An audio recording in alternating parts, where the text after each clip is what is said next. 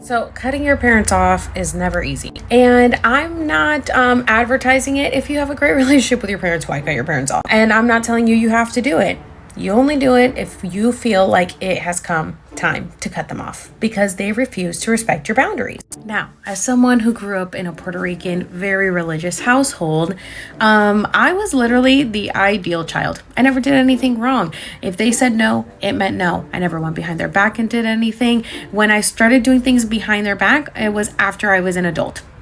Never did anything as a kid behind their back, never did anything wrong, never had a lick of alcohol, never had sex. I didn't do any of alcohol or sex until I was in my 20s. I went to church every single weekend. I, did my little Bible studies. I was perfect, and it still wasn't enough. Nothing I did felt like it was enough because it's like the more you give people power, the more they're going to ask out of you. So the more that I kept being like, okay, yes, like I'll do this, the more they expect it out of me. My sister set boundaries very early on in a very young age. She never fell asleep as deep as I did in this simulation. And so they respected her boundaries way more than they respected me because I was just like the yes, whatever you want, you're my parents, I must obey you because honor thy father and mother, and I don't want to be disrespectful because everything I did was, if I even had a thought to say no, it was disrespectful. So it got to the point where I was just so unhappy with my life because I was like, dude, I'm living my life to please everyone else except myself. I'm not doing anything for myself. Everything is like, well, what will my parents think about this? Will my mom think about this?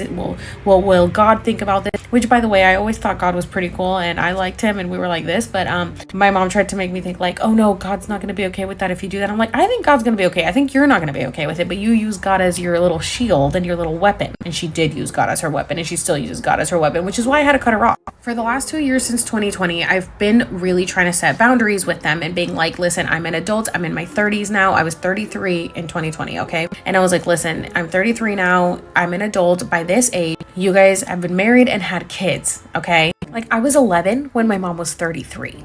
And yet she was still trying to treat me like a child at 33 just because I wasn't married or had kids. So she doesn't see me as a full grown adult. So I finally was like, listen, you guys got to respect my boundaries or I'm going to have to cut you off.